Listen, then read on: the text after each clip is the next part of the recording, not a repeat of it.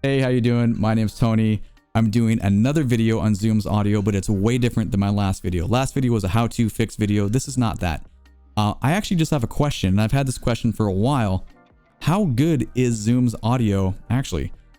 Because I don't know the answer. Everything changed so quickly, and most of us were teaching music traditionally in person, and suddenly the shift happened, and Zoom is the hot name. It's the software that most educational settings have gone to, and we're conforming very quickly.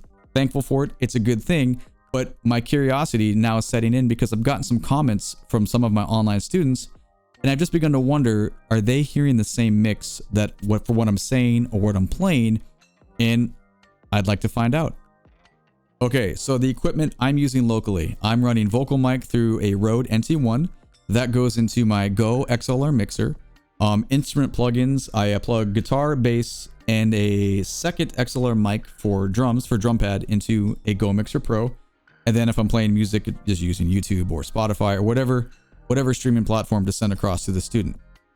Okay, so the question at hand is still this.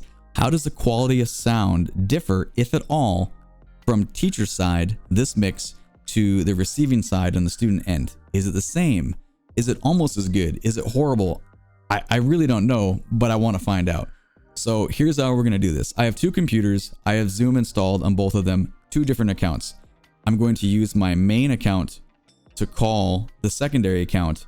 And from the main account, I'm going to give some normal teaching instructions that you would give during a lesson. I'll do a couple of drumming played examples, and I'll play some music across via Spotify. And we're just going to compare and contrast the original audio from the teaching side versus the received audio on the student side. And theoretically, that should show us the difference in how it sounds. All right, let's do this.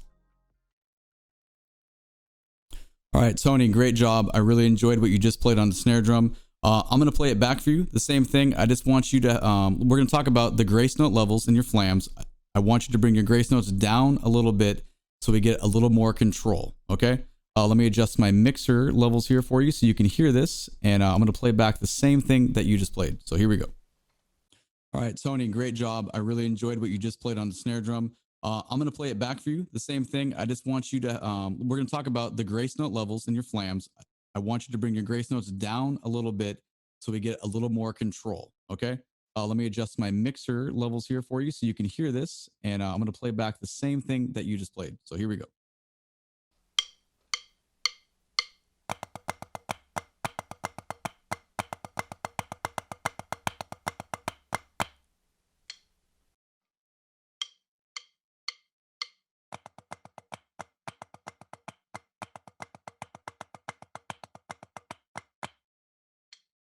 Okay, so now the blues chart that you're learning this week.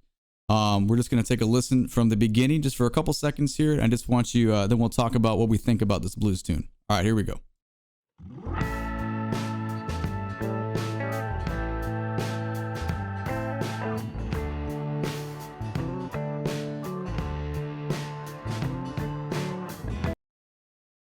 Okay, so now the blues chart that you're learning this week. We're just going to take a listen from the beginning just for a couple seconds here. I just want you, then we'll talk about what we think about this blues tune. All right, here we go.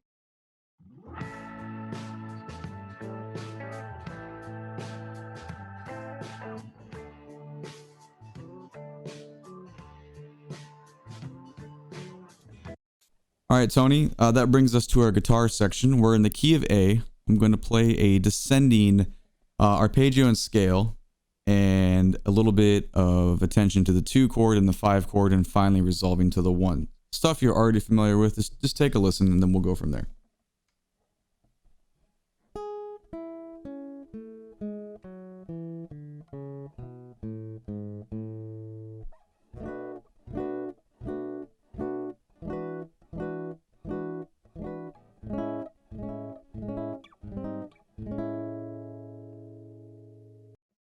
All right, Tony, that brings us to our guitar section. We're in the key of A. I'm going to play a descending arpeggio and scale, and a little bit of attention to the 2 chord and the 5 chord, and finally resolving to the 1. Stuff you're already familiar with. Just take a listen, and then we'll go from there.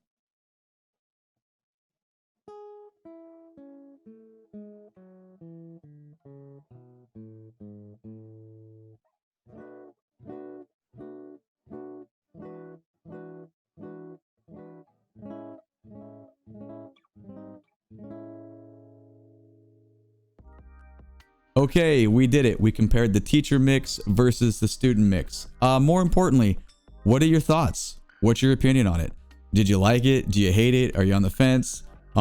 Please let me know in the comments below. I'm legit curious to see what everyone else's teaching experience is with the software.